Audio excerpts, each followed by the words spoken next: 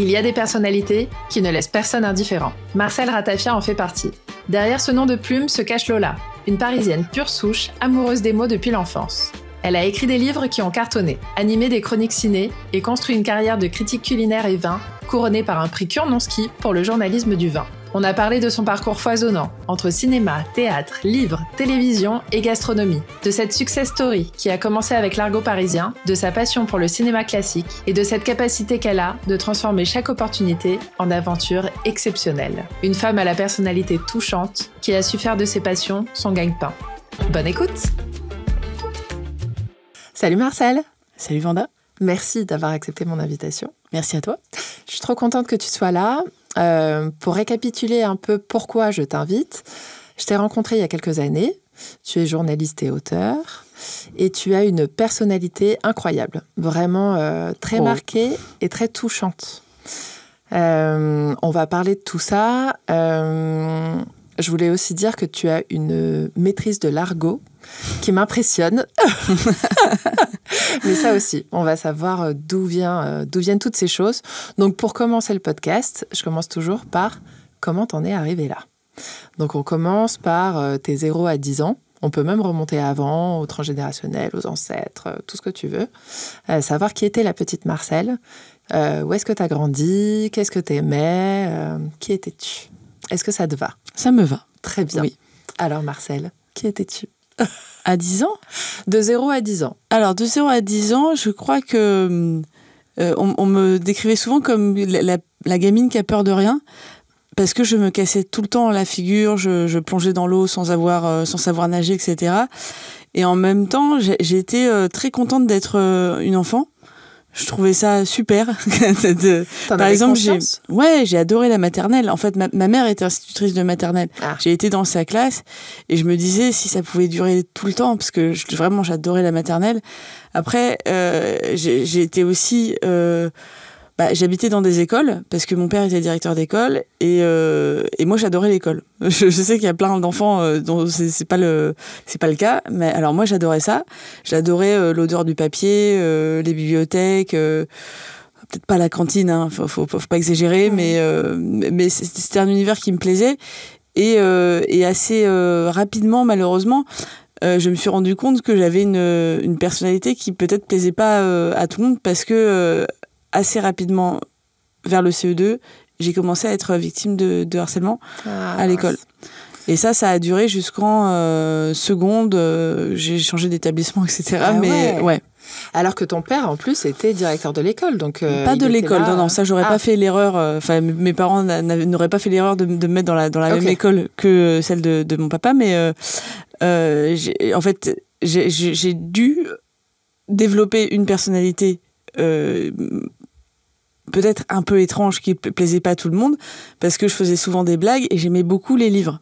Les livres, c'était un sujet de moquerie parce que j'avais tout le temps un livre dans les mains. Ouais, c'est dingue. Et Est-ce que tu as grandi où? Dans quelle région? À Paris. Ah ouais, moi je suis pur produit parisien. Alors à 10 ans, je peux te dire, c'était un âge compliqué parce que il y avait eu l'affaire du trou. Et moi, je devais aller toute seule à l'école, c'était 15-20 minutes de marche, et je devais passer par la rue Saint-Maur où il y avait souvent des crottes de chiens et des vieux qui chiquaient, mais c'était bonne ambiance, plutôt. On a un peu changé là-dessus, sur les déjections canines, etc. Mais et sur la chic.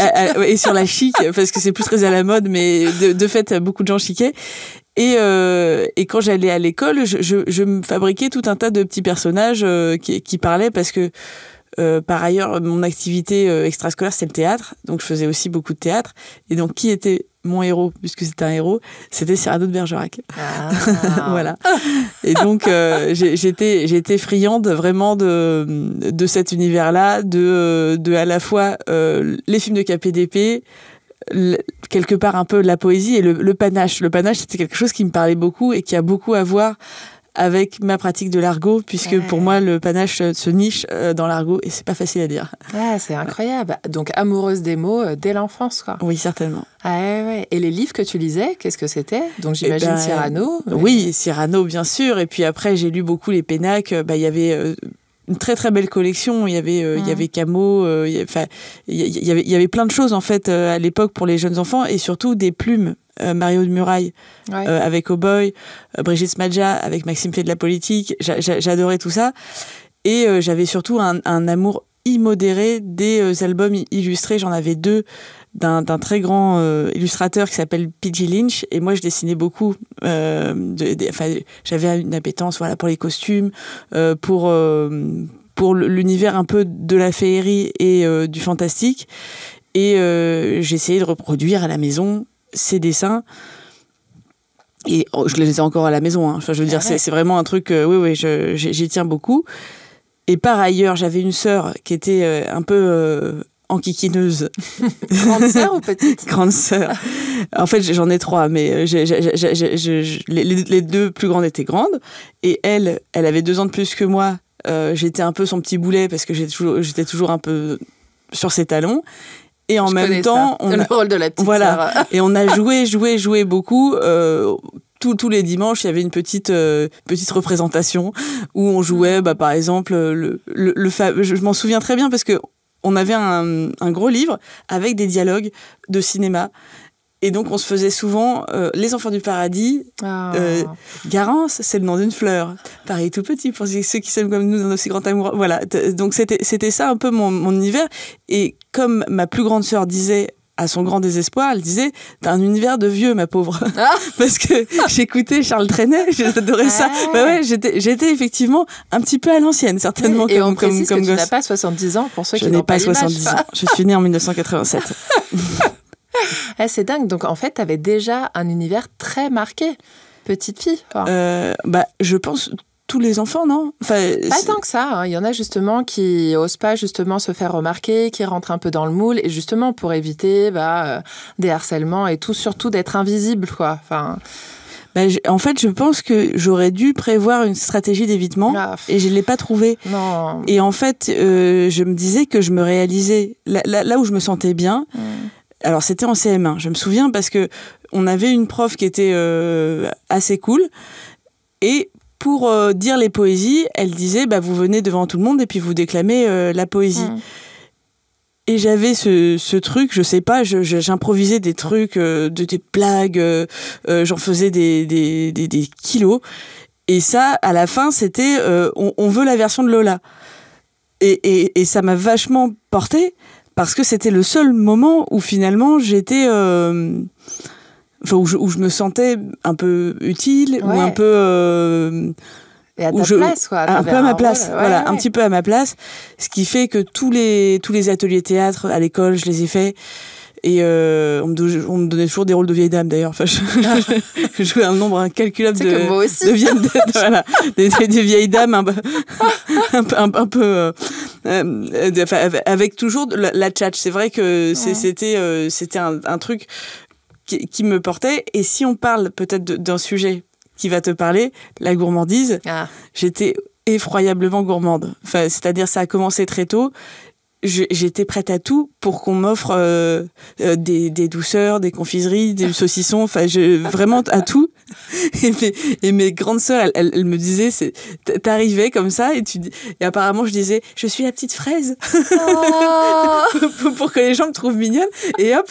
Et ça marchait. Et oui, ça marchait toujours. Et il y avait une technique, c'était, j'aimerais quelque chose qui aurait le goût du popcorn, mais je ne l'ai jamais goûté. ce qui était faux, évidemment. C'était une petite arnaque. Et malheureusement, ça m'a poursuivie. Et par ailleurs, on passait beaucoup de temps en voiture pour partir en vacances avec mes parents. Et derrière, la lecture principale, c'était le Goemio. Et donc, forcément, moi, j'avais évidemment repéré les tocs. Surtout les 3-4 tocs, là, ça commençait à devenir très intéressant.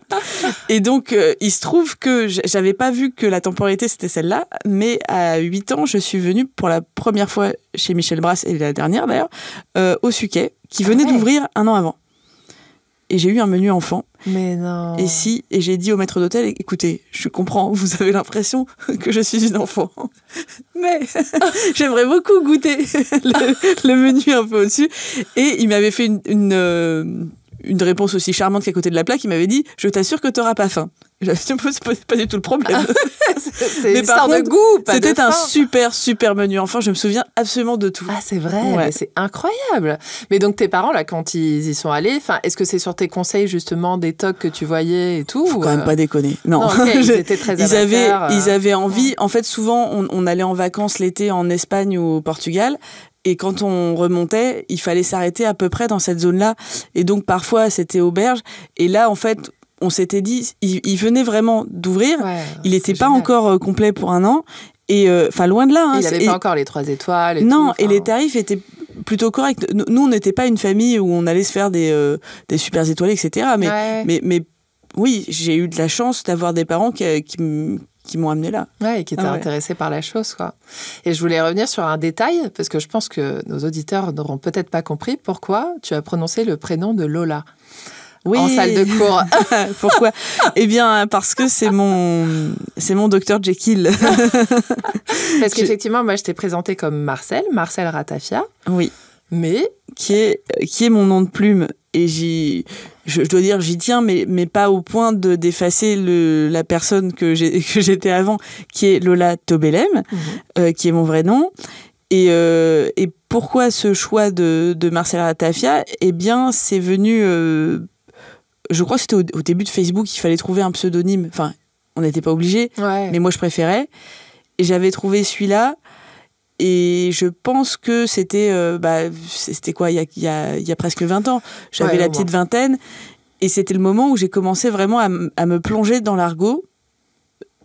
Et peut-être à y trouver une espèce d'arme ou de parade que je n'avais pas encore trouvée. Parce que je pense que ce qui clochait chez moi, c'est que j'avais un langage extrêmement fleuri. Avec des vocabulaires qu'on ne comprenait pas toujours. Et mais tu le voyais comme quelque chose qui cloche, quoi. Bah, je pense, oui. Je veux dire, c'est quelque chose qui te différencie. Oui. Ouais. Mais c'est-à-dire, je voulais pas me la péter. Mais à la fois, comme ça. Mais à la fois, je me disais, mais oui, mais c'est le mot qu'il faut dire. Enfin, ça me fait penser à Quenard. À qui on reproche beaucoup. Enfin, on reproche. C'est vrai. Il dénote par son vocabulaire, mais effectivement, c'est ça. Lui, il s'exprime comme ça. Mais lui aussi, il aime l'argot. Exactement. Parce que l'argot, c'est aussi un formidable réservoir de langage qui, en plus, a l'avantage d'avoir à la fois du panache sans être prétencelard. Ce qui est pas mal, parce que je dirais c'est un bon combo d'avoir les deux. De pouvoir s'exprimer en argot, parce que l'argot, ce sont des images, des métaphores qui sont toujours bien trouvées, qui claquent, et surtout pour peut-être river le clou à quelqu'un, rien de tel qu'un petit peu d'argot qui en général a l'avantage de faire un peu rire, mais en même temps, c'est incisif. Mais c'est clair, ça permet d'avoir une répartie incroyable. Et c'est ce qui m'a semblé, enfin, j'ai pas fait ce calcul-là, mais de toute façon, je me suis toujours beaucoup intéressée à l'histoire de Paris et au côté popu de Paris, puisque moi j'ai grandi vers Ménilmontant, dans ce 11e que j'adorais. Enfin, quand j'étais petite, je pensais que le 11e c'était peut-être le plus bel endroit du monde. Enfin, depuis, j'ai trouvé d'autres endroits pas mal aussi. Mais c'est vrai que j'adorais ce côté Paris populaire. Et quand on avait cette caricature du Paris très snob, ça me parlait pas du tout, parce que je comprenais pas vraiment de qui on parlait. Tu l'avais pas vu. Même si je rêvais quand même, aux illuminations de Noël, la rue Royale, le boulevard Haussmann, etc. C'était la partie de Paris un petit peu, cinéma, rêve. Surtout, toi, tu es parisienne, donc tu as connu le Paris un peu cracra des années 90, c'est clair. Où franchement, c'était pas toujours Byzance. Et c'est vrai que ça a changé. On a du mal à croire. Il y a des quartiers entiers où on a du mal à croire ce que c'était avant et ce que c'est devenu. Mais complètement. Et typiquement, le 11e. Enfin, le 11e était très populaire justement à l'époque, et maintenant est beaucoup plus bobo, beaucoup plus branché, et justement peuplé de restos à la mode et tout ça, qu'on adore par ailleurs. Mais c'était pas du tout la même ambiance que dans les années 90. Non, plus de chic, moins de choc. Toujours la phrase qui tue. Non, mais c'est vrai que les bars, il y en avait. À Oberkampf, bien sûr. Et il y avait des institutions, il y avait le Café Charbon, il y avait chez Justine. Mais c'est aussi un quartier qui avait gardé une physionomie où certaines boutiques n'avaient pas tellement changé depuis les années 30-40. Il y avait encore des volets en bois. C'est resté très faubourg, en fait, dans l'idée, même, surtout Ménilmontant. Et donc, c'est vrai que peu à peu, je l'ai vu se moderniser, mais pas autant. C'est pas le même tourbillon que le centre de Paris qui change tout le temps, qui change de peau. Quand on va dans les quartiers périphériques au centre, dans Paris, on voit que y a ce côté un petit peu tranquille. Ouais. Enfin, je sais pas si tu vois, dans le 14e, dans le 13e, il y a pas beaucoup de turnover finalement.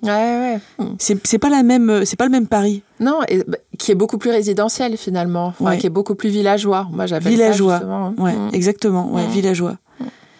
Et l'Argot, ça a été une découverte à un moment assez déprimé de ma vie, peut-être rarement autant déprimé de ma vie.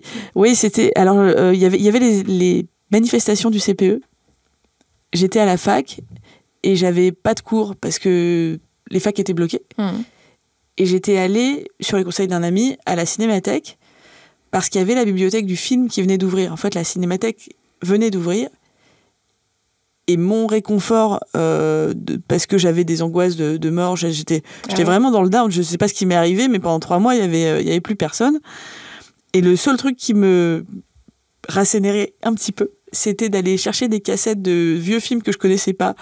Vraiment les trucs parisiens des années 30, avec Jean Gabin, avec des acteurs en verve. Ouais. Et j'avais l'impression que c'était des amis qui me parlaient. Voilà. Qu'on avait ce petit dialogue. Et malheureusement, je comprenais pas ce qu'ils disaient. Parce que parfois, je me disais, mais alors, ça, qu'est-ce que ça veut dire? Malgré tout ce que tu avais lu et vu déjà. Non, j'avais très peu de... Oui, j'avais vu beaucoup de choses, mais pas vraiment sur l'Argot en lui-même. Okay. Et à un moment, je me suis dit, c'est peut-être ça aussi qui fait Paris, c'est peut-être la langue. Et donc, j'ai commencé à m'acheter des dictionnaires, des livres entièrement en argot, où j'étais là avec mes dictionnaires à chercher. Et ça a été formateur quelque part, parce que c'était un sujet que j'ai vraiment... je pensais rien en faire. C'était une petite passion personnelle. Et finalement, ça a été mon révélateur. Et comment t'as commencé à te renseigner sur l'argot? Eh bien, j'aime beaucoup les bibliothèques. Donc, il y a cette magnifique bibliothèque qui est celle de la bibliothèque historique de la ville de Paris, où il y avait des fabuleux dictionnaires, donc j'allais voir.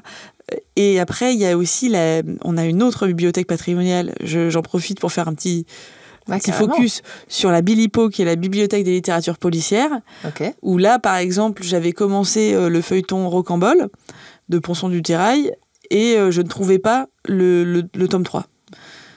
Impossible de le trouver. Et j'arrive là-bas, et il y avait une dame un peu étrange, mais très élégante, qui était la conservatrice de la bibliothèque, qui m'avait dit, mais si je l'ai, j'ai la version originale. Donc j'étais venue la lire sur place. Incroyable. Et je passais énormément de temps. En plus, c'était à côté de chez moi. Et je passais énormément de temps dans cette bibliothèque. Dans le 11e? Elle est dans le 5e. Elle se voit très peu parce qu'elle est rue du Cardinal-Lemoine, derrière la caserne des pompiers. Donc il souffre malheureusement d'un manque de passage parce qu'on ne la voit pas. Mais il y a des archives carrément dedans. Enfin, oui, il y a une énorme réserve. Okay. Et donc j'aimais bien ce côté Marlou, le monde du polar, du crime, des gangsters, des Apaches. Et les Apaches, ça a été finalement plutôt ça vers lequel j'ai tendu, parce que c'était pas forcément une bande organisée, mais c'était plutôt une jeunesse désespérée qui se livrait à la prostitution parce que le lumpenprolétariat ne leur offrait pas mieux. Enfin, je pense vraiment ça. Et en fait, on connaît peu cette histoire criminelle qui a été très romancée plutôt récemment. Ouais. Le côté Belle Époque, tu sais, avec la petite moustache, la marinière, les brigades du Tigre et tout ça. Mais finalement, on les connaît pas parce que c'est souvent des gens qui sont partis en première ligne pendant la guerre de 14. Et donc, je me suis plongée un peu dans cet univers-là. Notamment à travers un livre qui s'appelle Classe laborieuse et classe dangereuse de Louis Chevalier, qui était un grand historien. Et j'ai fait un autre livre qui s'appelait Apache, gangster et gonze poilu. Donc voilà, je nageais dans un univers pas très légal. Oui, gonze poilu. Gonze poilu, ça veut dire un mec qui a du courage, qui en a, quoi, qui est bien burné. C'est énorme. Et in fine, je me suis intéressée à ce Paris un peu caché. Ouais, non mais c'est passionnant, je pourrais t'écouter des heures là-dessus. Mais je voulais revenir à quelques moments de ton histoire. Si ça t'embête pas, revenir 2 secondes sur le harcèlement moral que tu as subi. Oui. Comment tu l'as vécu? Comment tu as pu t'en sortir? Et qu'est-ce que ça, derrière, peut-être, ça a provoqué chez toi Alors, je pense que comme tous les mômes qui sont atteints par ça, c'est très dur. Et même si je pense quand même que j'ai été une gamine joyeuse qui avait envie de jouer, qui avait envie de s'amuser, j'avais cette incompréhension très blessante. Enfin, je me souviens d'un truc en particulier qui était... Ça m'avait marqué parce que c'était gratos. J'étais en CM2, j'avais 1 an d'avance, donc j'étais plus petite, vraiment plus petite. Et un matin, tous les mecs de la classe s'étaient réunis et leur chanson c'était « Ah bah Tobelem, ah bah Tobelem ». Mais pourquoi ? Je n'ai jamais compris. Qu'est-ce que j'ai fait ? Qu'est-ce que j'ai fait pour mériter ça ? Ou par exemple, on avait une élection de délégués et je m'étais même pas présentée et quelqu'un avait mis « Lola est une grosse vache ». Mais c'est dingue. Et en fait, je savais pas qui, pourquoi. C'était... Est-ce qu'il y a des gens qui réagissaient ? Est-ce que les profs réagissaient ou d'autres camarades ? Je me souviens de mon instit, il l'avait dit à haute voix, il avait dit qui a écrit ça, c'est vraiment débile. Mais on est souvent très seul avec ça. Parce que déjà, on a honte. Et puis, moi, j'étais... comme j'étais assez grande gueule, j'avais pas exactement, je pense, le profil type. Je m'exprimais très facilement. Je pense qu'honnêtement, les enseignants, ils ne voyaient pas le problème. Et moi, je m'ingéniais à cacher ce qui m'arrivait parce que souvent on me tapait dessus, on me déchirait mes vêtements, on m'a envoyé des portes dans la gueule quand même. Enfin, je veux dire, j'avais 9 ans. Enfin, Et t'en parlais à tes parents Non. Ah ouais. Non, parce que non, j'avais honte. J'avais honte. Dingue, En fait, comment on peut le prendre autrement que je ne suis pas aimable. Alors qu'au contraire, je suis à côté de la plaque. Ouais, non mais c'est dingue. Je pense qu'il y a beaucoup de... Enfin, j'en sais rien, je vais pas commencer à émettre des choses et t'as sûrement fait des thérapies ou d'autres choses qui t'ont aidé là-dessus.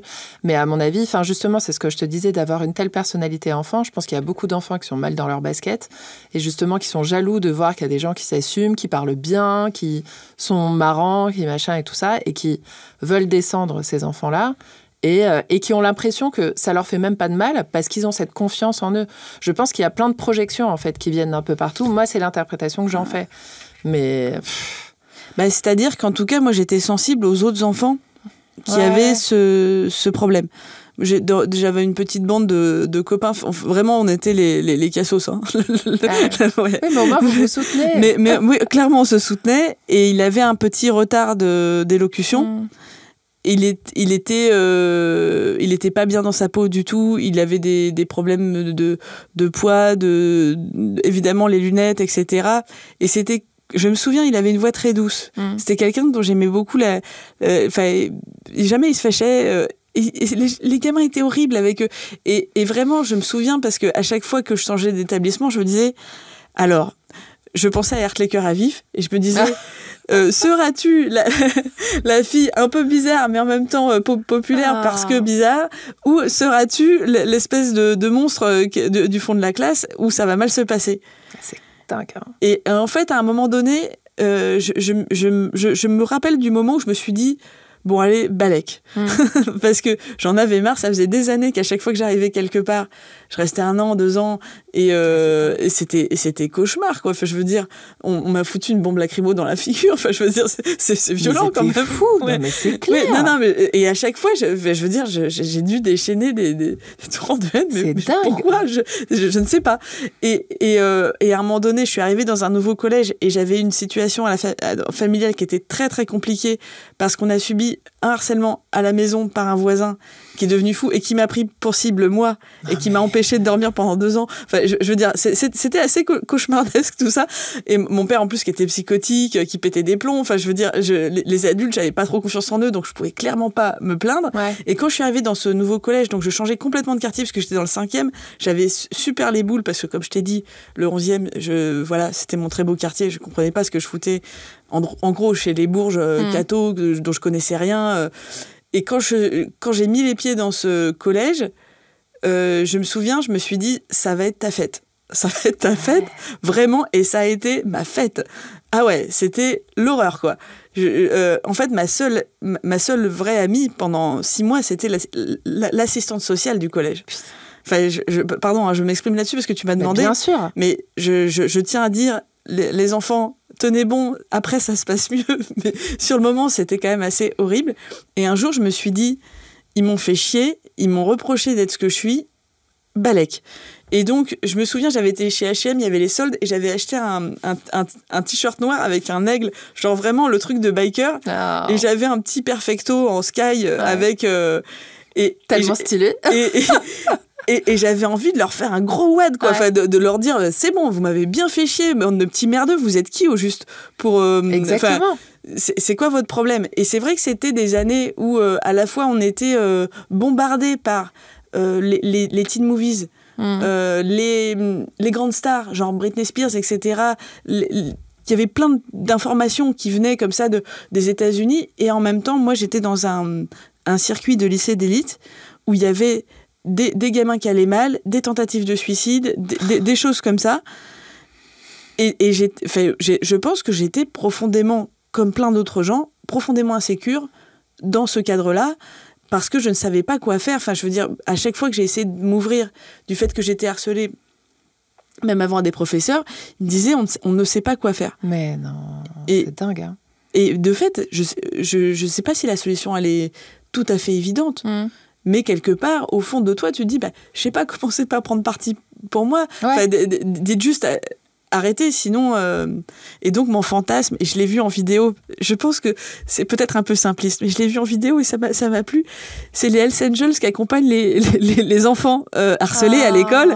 Ils arrivent en escadron, et je trouve ça trop mignon, ces petits motards qui se disent, dis donc, mon vieux, on va pas te laisser tout seul, et qui amènent devant l'école. Enfin, voilà. Ouais, je suis d'accord. Amis Hells Angels. Non, mais grave. Voilà, je vais à l'école. Non, mais grave, il faut les imaginer en tête et tout, mais peut-être organiser des brigades, hein. Mais voilà. Hells Angels. Non, mais il n'y a pas que les Hells Angels en plus. Oui. Mais c'est-à-dire, je pense que c'est sûr que moi, j'écoutais les adultes, et j'attendais ceux qui me disaient, tu verras, c'était pas le meilleur âge non plus pour moi, mais ça va bien se passer. Oui, c'est ça que j'attendais. Ouais, mais t'étais dans l'attente. Enfin, là, sur le coup, il n'y avait aucune solution. Bah non, franchement. Dingue, après, je me suis fait des amies très fortes qui sont toujours mes amies aujourd'hui, mais pendant quelques temps, ça a été du rail, vraiment du rail, quoi. Et quand t'as dit balèque, à partir de ce moment-là, ça s'est arrêté ? Ça a été mieux. Ouais, c'est dingue. Après, j'ai dû dealer avec d'autres problèmes, les bagues, les stars. Enfin, et surtout, l'amour, c'était compliqué pour moi. Moi, j'étais très, très amoureuse tout le temps, et personne ne m'aimait jamais. Toujours. Je voyais les garçons, je rêvais, je soupirais, j'écrivais des poèmes, j'écrivais des journaux intimes, etc. Il se passait absolument rien.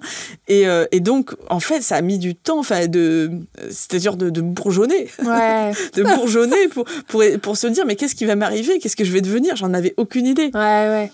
Mais t'attendais, en fait, là aussi. Ouais. Quand est-ce que ça va arriver? Et quand est-ce que c'est arrivé? Et je pense beaucoup à la chanson de Jeanne Chéral, qui est très, très, très belle, qui s'appelle 5 ou 6 années de presque rien. 5 ou 6 années. Elle raconte ça, cette adolescence où on est à la fois... elle dit, j'étais l'argile et le feu mélangé. C'est exactement ça. Il se passe rien dans notre vie. Enfin, à la fois, on apprend plein de choses, mais il se passe rien.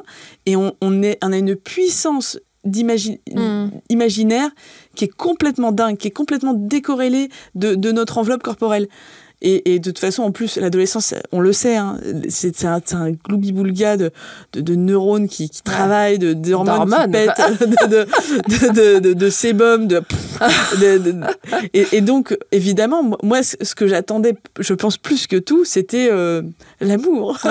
Ah oui, c'était ça qui vraiment, je me disais, je lisais les romans et je me disais, mais à quel moment ça va arriver, c'est pas arrivé.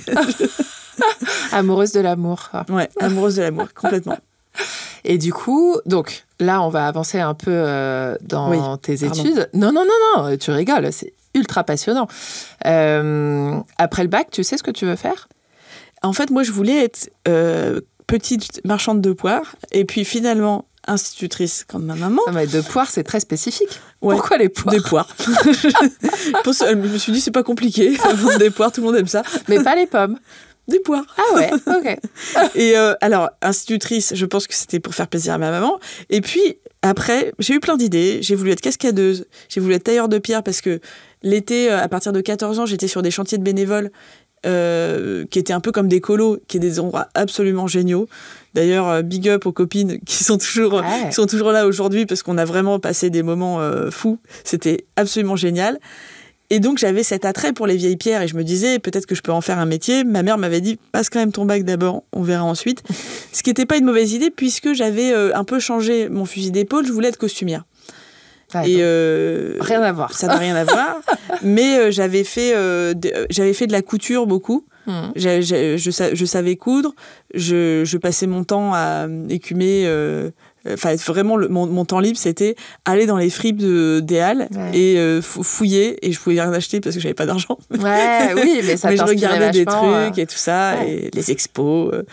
Non, mais t'étais très créatif. Hein. Même tu faisais du dessin déjà plus jeune et tout. Oui, en fait, beaucoup plus. Malheureusement que maintenant où j'ai jamais le temps, mais j'avais du temps et une chambre à moi pour faire du dessin, pour faire du modelage, pour faire des vêtements. J'écrivais, je faisais vraiment plein. Enfin, par exemple, mes collages d'agenda. Alors là, c'était du cousu main, du grand art. Passer des heures et des heures à découper des petites images et je les collais ensemble et j'essayais de faire un peu comme William Klein, un truc un peu punk, un truc un peu comme ci, un peu comme ça. Et donc, c'était... On le savait, pendant 2 semaines, il n'y avait personne parce que mon collage. Ah, mais c'est génial. Tu les as gardés, j'espère. Ouais, je les ai encore. Je les ai encore parce qu'en plus, j'ai encore les mots de mes copines et ceux des profs qui disaient « Il faut suivre !» Parce que de fait... Et ça a été une découverte après. J'ai découvert qu'en fait, j'étais pas du tout scolaire.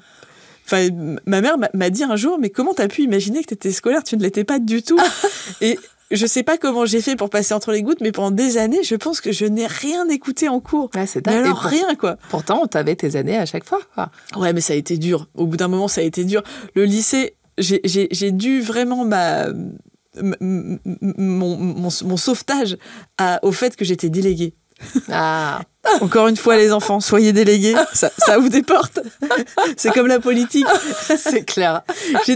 Alors, j'étais déléguée et j'avais la capacité de pleurer quand vraiment on m'embêtait. Ah ouais. Et donc, quand ils ont commencé à me dire, en seconde, au premier trimestre, c'est catastrophique, là, je dis ouais. Et il me dit, ben, vous allez redoubler. Et je dis, oh non. Parce que j'ai pleuré. Et ils ont dit, non, mais on va s'arranger. Oh, c'est trop mignon. Oui, mais le bac, tu peux pas le négocier. Non, le bac, je peux pas le négocier. Et ça me faisait bien chier, d'ailleurs. J'avais pas du tout envie de le passer. Parce que je trouvais ça naze, le bachotage. Je comprenais pas. Ça m'énervait. Et en fait, au lieu de travailler sur mon bac, ce que j'aurais dû faire d'ailleurs, j'aurais une meilleure note. Il y avait 2 gros livres au CDI, c'était Histoire des noms des rues de Paris. Et donc, j'ai bouffé les 2 tomes. Littéralement, j'ai fait que ça. Et après, ils avaient toutes les histoires des arrondissements de Paris, donc j'ai commencé par 1, 2, 3, 4... Et donc, je faisais ça, et à chaque fois, on me disait, t'as bossé ? Je disais, ouais, j'ai bossé. Oui, mais t'as bossé autre chose, en fait, mais... Et d'ailleurs, j'ai eu 10 en français à l'écrit, ce qui est scandaleux. Je tiens à le dire à l'académie, c'est scandaleux. J'écrivais très bien, pas une faute d'orthographe, j'avais une bonne construction, des bonnes citations. Alors, pourquoi 10 ? Ah là là. Mais donc, t'as eu ton bac. Mais j'ai eu mon bac. Ouais, j'ai eu mon bac, j'avais 17 ans et j'avais très envie d'être donc costumière. Il y avait une école qui s'appelait Paul Poiret, qui s'appelle toujours Paul Poiret, qui fait une formation très professionnalisante pour devenir brodeuse, costumière, etc. Et donc, j'avais été prise, mais j'avais aussi déposé mon dossier à l'école du Perret, qui était une école qui me faisait absolument rêver. Et j'étais sur liste d'attente. Et en fait, le truc de ouf, c'est que j'allais faire ma rentrée à Paul Poiret. Le jour où je vais à Paul Poiret, j'étais sur le chemin. Et là, on m'appelle et on me dit « Vous avez été prise à Dupéret ». Vraiment le jour de la rentrée, mais quoi. Non. Et donc, j'ai tourné les talons, je suis allée vers Dupéret. J'ai jamais osé appeler Paul Poiret pour leur dire que j'étais pas là. Et eux t'ont pas appelé ? Pour non, dire, alors bizarrement, ils m'ont pas appelé non plus. Donc tu vois, j'ai manqué à personne finalement. C'est dingue. J'étais très gênée. Et à la fois, Dupéret, ça a été tellement génial et à la fois, j'étais nulle, quoi. Parce que à la fin de l'année, il faut présenter on fait un dossier, il faut présenter des BTS d'art appliqué, et donc le jury, c'est des gens en général assez calés, et je me souviens de l'éclat de rire vraiment général quand j'ai présenté mon dossier à Estienne pour faire de la typographie, parce que la typographie, c'est extrêmement technique, et moi, j'avais pas bien compris. J'avais passé l'année à faire la chouille avec des copains. J'avais pas bien compris, il fallait se mettre au taf. Et ils ont rigolé en me disant vous foutez de notre gueule. Ah, sérieux? Mais non. Et j'ai rigolé aussi parce que peut-être qu'au fond j'avais pas très très envie de creuser ce sillon, mais donc je ne suis jamais devenue costumière si c'est la question. Oh. Et donc t'as arrêté à la fin de cette année, c'est ça? De toute façon, c'était une année de mise à niveau. Et j'aurais dû normalement suivre cette voie-là, mais effectivement ça s'est arrêté, et à l'époque j'avais passé des castings. Souvent c'était des castings sauvages avec des gens d'ailleurs qui sont très connus aujourd'hui, notamment le casting pour un téléfilm qui s'appelait Arki, où c'était, je crois que ça se jouait entre moi et Leila Bekti. Finalement, ils ont dit mais tu fais pas très algérienne. J'ai dit oui, je vous le fais pas dire. Pas très, même si ma grand-mère l'était, et donc c'est Leila Bekti avec la carrière qu'on sait, et honnêtement je pense qu'elle a eu plus de... Incroyable. C'était plus son truc en fait, en réalité. Et il y en avait un autre où c'était Céline Salette. Enfin, tu vois. Et finalement, je pense que j'étais quand même pas très forte pour ça, mais comme j'avais fait beaucoup de théâtre, j'ai décidé de passer les concours des conservatoires. Ah ouais. C'était les conservatoires d'arrondissement à l'époque. Et à la fois, ça se jouait à un poil de cul. Je me disais, bon, c'est le poil de cul qui manque, mais j'avais envie que ça marche. Et il y a une école d'un style complètement farfelu qui a ouvert, c'était au conservatoire du 14e, mais ça dépendait pas du conservatoire. C'était le Centre des Arts de la Seine, qui était un truc bizarre parce que franchement, on était une équipe trop bizarre. Il y avait des gens qui venaient de la comédie musicale, il y avait des gens qui rêvaient d'être connus, il y avait des gens qui allaient chercher un loisir. Et on avait beaucoup, beaucoup d'heures de cours. On avait chant choral, chant lyrique, 2 profs de danse, 2 profs de théâtre. Ah ouais, c'était fame, quoi. C'était fame. Non, mais complètement. On avait 25 heures de cours avec des gens vraiment... Enfin, le directeur de la maîtrise de Paris, le mec qui avait fondé l'école de théâtre à Cannes, etc. Enfin, mais c'est dingue. Ouais. Mais ceux qui le faisaient en loisir, comment ils faisaient? Parce que finalement, ils étaient mauvais. C'est-à-dire qu'à la fin, au spectacle, ils n'ont pas eu un super rôle. L'arbre. Ouais, c'est clair. Parce qu'on a fait quand même un spectacle de Jazet qui s'appelait Chantons sous l'occupation. Ah ouais. On a rifouné comme des tordus cette année-là. Vraiment, je me suis fait des super potes. Et j'étais, à côté, j'étais à la fac. J'avais commencé la fac. Les 25 heures, tu les faisais en parallèle de la fac? J'étais en contrôle terminal à la fac, et je travaillais aussi dans un bar. Waouh. Ouais. Et alors, attends, donc à la fac, tu t'étudiais quoi à ce moment-là? Je m'étais inscrite en lettres et arts un peu comme ça, en me disant pourquoi pas. Et finalement, j'ai suivi lettres et arts jusqu'en Master 2. Et entre-temps, après le Centre des Arts de la Seine, j'avais plus trop d'idées parce que je voulais pas faire la 2e année, mais donc j'ai continué à la fac et j'ai commencé un mi-temps parce que j'avais vraiment besoin de sous. Et j'ai été hôtesse d'accueil, qui est un boulot nul entre tous. Vraiment, quelle perte de temps. Ouais. Et surtout, j'ai du mal à te voir hôtesse d'accueil. Oui. Elles étaient désespérées. De t'exprimer. Ouais. Ah ouais, elles étaient désespérées parce que il y avait toujours un truc qui allait pas. Les ongles, les cheveux, le rouge à lèvres, le machin. Elle me disait, mais ça elle me triturait quand elle passait faire des contrôles. Elle me disait, mais ça dépasse. Je dis, bah oui, mais c'est moi qui dépasse. C'est moi qui dépasse. Je suis désolée de vous embêter. Ah, c'est dingue. Mais en fait, le nombre de boulots que j'ai fait juste parce que je rentrais dans un 36, je crois que c'était le seul argument. Ah ouais. Non, hôtesse peut-être pas. C'est-à-dire qu'ils se sont dit, elle est étudiante, elle est cultivée, j'ai travaillé dans des cabinets d'avocats, ce genre de choses. Ouais. Et c'était pas ma passion, mais ça m'a fait un petit fixe. Et après, j'ai trouvé une copine à la fac avec qui on s'est motivé pour entrer à l'école du Louvre. Parce que j'avais toujours cette histoire de patrimoine qui me trottait. Et en plus, c'était la première année où ils ouvraient à l'histoire du costume. Ah. Donc, j'ai essayé de raccrocher quand même un petit peu les wagons.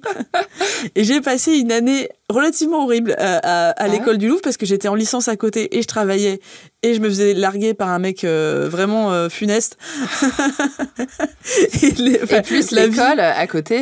Non, j'avais la fac et j'avais l'école du Louvre qui était à plein temps. Ok. Mais en fait, la fac, pas les 25 heures là de chant, danse. Non, j'avais arrêté. Là, j'étais arrivée en licence. Ok. Et là, ça rigolait un peu moins. Et l'école du Louvre, c'était vraiment... Je me disais, c'est les gens qui prêtent pas leur cahier quand t'as pas pris les notes. Moi, je roupillais en classe. J'ai dormi debout c'est possible. Dans le département d'Égypte ancienne. Je te jure que c'est possible. Mais je me disais, c'est pas possible Enfin, c'est trop long. C'est trop chiant. Alors que Dieu sait que c'est intéressant quand même, l'Égypte ancienne, bien sûr. Mais l'histoire du costume, c'était génial. Vraiment génial. Parce qu'on avait accès aux réserves du musée Galliera avec des pièces, par exemple, du XVIIIe siècle qui nous ont sorti comme ça. Ouah. Donc ça m'a inspiré quand bien des années plus tard, j'ai écrit un livre sur la mode qui était en fait un livre sur l'histoire du costume qui m'a toujours passionnée. Et oui. Donc à ce moment-là, quand tu es en licence et tout, est-ce que tu arrives à te projeter? Est-ce que tu sais ce que tu veux faire? Que dalle. Ok.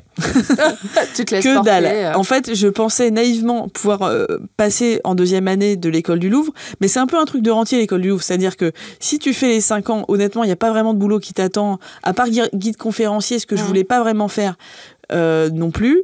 J'ai cherché plein d'idées, mais ça venait pas. Et surtout, j'ai pas été prise. J'ai rendu copie blanche sur l'art Gupta au 5e siècle. Je me rappelle où je me suis dit, là, non. Là, non. Ah ouais, c'est dingue. Donc, c'est pour ça que je te dis, en fait, moi, j'arrivais bien à rentrer dans les écoles. C'était rester qui était compliqué pour moi. Et donc, finalement, je me suis dit, la fac, c'est pas si mal. Au lieu de te mettre en concours terminal, profite. Et c'est là où j'ai fait un Master 1 qui était la mythologie du Paris populaire dans le décor de film des années 30. Ça, c'est ton C'était sujet? Mon sujet. Okay. C'était mon sujet qui me passionnait. Et au lieu de faire 40 pages, j'en ai fait 120. Enfin, je veux dire, ça a été un énorme boulot qui m'a pris toute l'année. Qui t'a vraiment passionné? Qui m'a passionné. Et j'ai enchaîné avec un Master 2. Et en fait, effectivement, après le Master 2, je me disais, mais que faire? Je ne vais pas être hôtesse d'accueil toute ma vie. Et le Master 2, c'était quoi comme master? C'était un Master 2, lettres et cinéma. Okay. Et pour le coup, j'avais fait un autre mémoire. Eh ben merde, je m'en souviens pas et pourtant j'ai passé un an dessus. Mince alors. Il t'a peut-être moins passionné que celui du Master 1. Bah, un peu moins, ouais. Je dois reconnaître. Et surtout, je m'en suis servi parce que je voulais faire un stage, mais je savais pas de quoi. Et il se trouve que ma mère avait une mère d'élève qui travaillait chez Disneyland et qui lui avait dit je prends des stagiaires si elle veut postuler. Et là, c'était un stage vraiment génial parce que déjà, c'était à Disneyland. Ah, c'est clair. Et en plus, il y avait... c'était à l'ancienne, c'est-à-dire je pense qu'aujourd'hui, ça sera plus jamais comme ça. Il y avait une vieille de la vieille qui dessinait tout à la main. Et mon stage consistait à dessiner des décors et des costumes pour les petits personnages qui étaient dans les vitrines. Mais non. Et il y avait un atelier sur place. Et donc, j'allais à l'atelier, je disais, alors je voudrais ça comme tissu, ça machin. C'était absolument mais donc, t'as eu ton métier de costumière, quoi. Oui. Ouais. Après, j'ai toujours fait ça un peu pour des spectacles. Enfin, je l'ai pas mal fait en réalité. Ah ouais. Mais souvent, pas payé. Hein. Oui. Et en plus, parfois, quand je voulais pas aller manger à la cantine, je mangeais un petit sandwich sur le pouce et j'allais me faire des attractions. De Monde de Nemo, la Tour Infernale, bien sûr. Mais le rêve. Mais grave. Après, le rêve, mais il fallait scoltiner quand même oui, l'aller-retour à Marne-la-Vallée. D'ailleurs, c'était drôle. Je voyais les gens arriver plein d'entrain. C'était un hiver très, très froid. Et repartir, mais vraiment décatis, les gamins couverts de jouets, qui pleuraient, qui hurlaient, qui cassaient tous les parents. Vraiment, je me disais, mais l'enfer ce truc. J'avoue, c'est pas la même ambiance à l'aller et au retour. Ouais, c'est clair. Et du coup, après ça, tu vas me dire, là, j'avais peut-être des idées, toujours pas. J'en avais absolument aucune. Et j'avais enfin trouvé un appart, mais il fallait quand même payer le loyer. J'avais un boulot qui avait finalement pas marché. Et mon ex-patron, mon tout premier patron de restaurant pour qui je bossais quand j'avais 18 ans, qui est devenu une sorte de père adoptif, m'avait dit, il y a mon patron qui a un restaurant sur l'avenue l'avenue Georges V, est-ce que tu veux être hôtesse quelque temps, histoire de te refaire, ça coûte rien. En fait, j'y suis allée, la bouffe était merdique. Je tiens à le dire, c'était pas bon. Je te demanderai pas le nom du resto, alors. Si, non, je peux le dire, c'est le Renoma Café. Non, mais ça a changé. Oui. J'espère qu'ils font des trucs un peu meilleurs maintenant. Mais c'était un boulot qui me prenait quand même beaucoup de temps, mais qui me permettait d'aller au cinéma parce que j'étais en coupure. Donc je passais beaucoup de temps à Gamberger au cinéma. Et comme c'était une époque où je sortais beaucoup, moi j'avais pas trop compris qu'il fallait trouver un boulot après la fac. Je me disais, j'ai fait la fac, c'est bien, j'ai fait mon master 2, qu'est-ce que les gens attendent de plus, quoi. Enfin, Et tu fais tes petits boulots par-ci par-là. Et je faisais ce boulot qui, au départ, je me disais, oh là là, ça va être l'enfer. Et finalement, j'y suis restée 2 ans parce que je me suis éclatée. Je me suis vraiment éclatée. J'avais une super clientèle. Enfin, je veux dire, quand ils appelaient le restaurant, c'était pas Allô Lornoma, c'était Allô Lola. Et enfin, on avait un rapport très fort, quoi. Il y avait beaucoup de gens qui venaient tous les jours. Et quand je suis partie, d'ailleurs, il y a des gens qui m'ont filé des cartes, genre venez bosser pour nous. Il y en a qui ont chialé. Enfin, ça m'est rarement arrivé pour un autre boulot. Hein. Je veux dire, c'est ce boulot-là qui m'a permis de faire ça. C'est dingue. Surtout, je passais souvent moi devant ce resto. Je pensais pas qu'il y avait ce rapport-là. C'est impossible d'imaginer ça. Non, impossible. Et donc, j'ai gardé cet amour de la restauration quand même. C'est pas quelque chose que je prends ni à la légère, ni avec détachement. Même si je suis devenue critique culinaire, c'est quelque chose qui m'a permis de comprendre ce qui se passait dans une salle de restaurant. De voir s'il y a du turnover, si les gens sont bien traités, si on se gueule pas dessus en cuisine, etc. Ça je le vois. Moi, j'ai vu des scènes absurdes. Hein. Sérieux ? Il y avait des portes battantes et il y avait un cuisinier italien et un autre, je sais plus d'où il venait, et ils se poursuivaient comme dans un carrousel avec des couteaux. Mais non. Mais pour de vrai ? Oui, pour de vrai. Après, finalement, ça s'était calmé, mais vraiment, c'est vrai que la cuisine, c'était hardcore quand même. Ah ouais. C'est dingue. Et la salle ? Et la salle, on se faisait dérouiller. Ouais. On faisait des 400 couverts des fois. C'était... Moi, des fois, je portais un client dans une main, une table dans l'autre. Je disais, putain, mais non. Qu'est-ce qu'on va devenir ? Et t'avais envisagé de travailler justement dans la gastronomie et tout ou pas ? En fait, moi, j'ai jamais trop compris le système des hiérarchies. C'est-à-dire qu'à un moment donné, le gérant, il m'avait dit, je sais que tu veux partir, mais tu sais que normalement, c'est l'hôtesse qui devient un peu le maître d'hôtel et toi, tu pourrais gérer l'endroit. J'avais dit, mais pourquoi ? Moi, c'est quoi les responsabilités, tout ça ? C'est pas mon truc. Et quand même, j'avais compris que ça, c'était... J'avais pas du tout envie de faire ça. Engueuler les gens, virer les gens et tout. J'étais pas capable de ça. Hein. Et de fait, ça m'a permis quand même d'avoir du temps pour réfléchir. Et ma réflexion m'a menée de manière un peu tortueuse au fait de monter une petite boîte pour faire des visites à Montmartre sur le Paris-Apache. Des visites costumées. Le Paris-Apache, ouais. Le Paris 1900 que je connaissais très bien. D'accord. Avec donc une visite en argot. Et à l'époque, je traînais beaucoup avec une copine qui était illustratrice, qui avait déjà fait un livre. Et je me souviens, c'était... en fait, je m'en souviens très bien parce que c'était un texte qu'il avait un peu décidé. Elle m'avait demandé de lui écrire sa biographie. Et comme elle trouvait mon style marrant, c'était l'anniversaire de son père. Et j'avais fait un texte pour son anniversaire. J'en parle parce qu'il y a deux semaines, il est mort. Et j'étais à l'enterrement. Désolée. Et en fait, il avait gardé le texte au-dessus de son bureau. Mais non. Et si. et donc, je me souviens très bien de ça. Et elle a vu quelque chose en moi que moi, je n'avais vraiment jamais repéré. Elle m'a dit, je pense que tu devrais proposer un livre sur l'argot et peut-être qu'on pourrait le faire ensemble. Et donc, on l'a proposé aux chaînes. Elle était éditée là-bas. Et là, on s'est dit, ça va jamais marcher, ça va jamais marcher. Et au bout de 10 minutes, on a reçu un mail qui nous disait, j'adore, on peut se voir demain. Ah ouais. Et ça, c'était fou. Hyper rapide. Ouais, ça, c'était fou. Et donc, on a signé un contrat assez merdique d'ailleurs, mais... C'est le premier. Oui, mais je pouvais pas savoir que ce serait un tel carton. Et il a cartonné, mais c'était un énorme carton. C'était en quelle année alors ? Eh ben, c'était... bonne question. J'allais avoir 30 ans.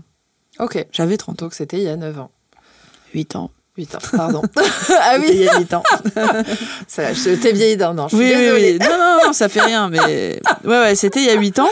Et honnêtement, moi, à l'époque, je crois que j'étais au chômage. Enfin, je veux dire, je m'étais dit, un bouquin, c'est cool. Et du coup, il vous avait quoi ? Il vous avait donné un minimum garanti, c'est ça ? On avait un avaloir. Okay. Un avaloir avec un pourcentage qui était assez d'obèse, quoi. J'avais 2%. Ok, ouais. C'était beaucoup de boulot. Dingue, hein. Mais je m'en foutais parce que, honnêtement... C'était ton premier livre, c'était fou. En plus, c'était aux chaînes, enfin, je veux dire... et j'attendais pas grand-chose, c'est-à-dire, j'avais pas trop compris qu'après, un livre, il faut le vendre. Enfin, je me disais, bon, bah voilà, on fait un livre et puis c'est cool.